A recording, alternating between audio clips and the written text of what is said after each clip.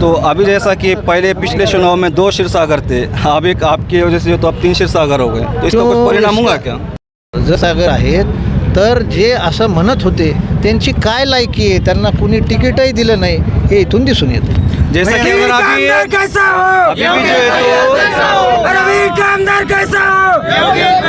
तो विकासाचा आराखडा हा बीड शहर आणि ग्रामीण भागात राहिलेला जो बॅकलॉग आहे विकास कामाचा तो भरून काढण्याचा असेल.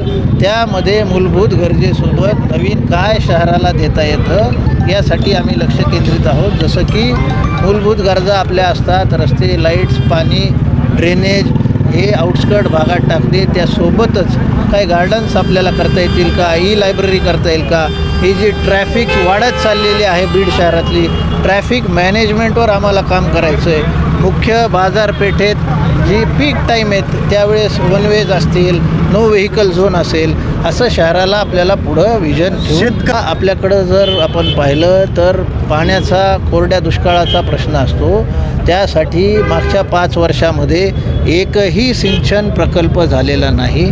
येणाऱ्या काळात आम्हाला सिंचनाच्या बाबतीत जास्तीत जास्त डॅम्स असतील, बंधारे असतील, हे करून घेण्याचं आमच्या पुढचं काम असेल आणि ते आम्ही करून घेऊ. अभी भी जो तो अल्पसंख्यक समाज के बहुत सारे प्रश्न प्रलंबित है, तो अगर आप आमदार बनते तो इसका निपटारा कैसे करेंगे आप? हर समाज के प्रश्न बहुत सारे प्रलंबित है क्योंकि जो आमदार थे गए 5 साल में उन्होंने कुछ काम किया नहीं. कुछ ठोस भूमिका उनकी अल्पसंख्यक समाज का जिनका वोट उन्होंने 80% 70% लिया, उनके लिए कुछ किया नहीं.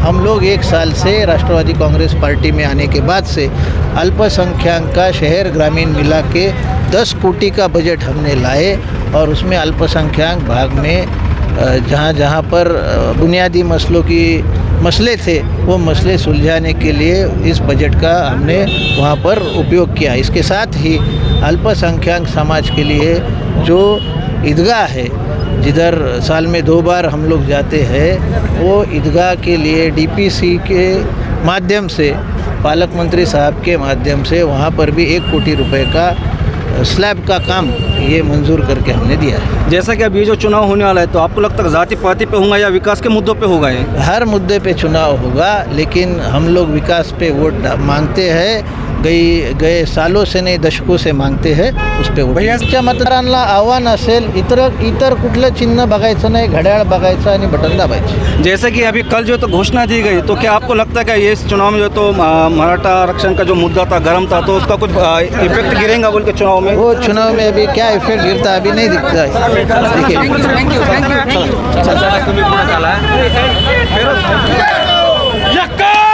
देखिए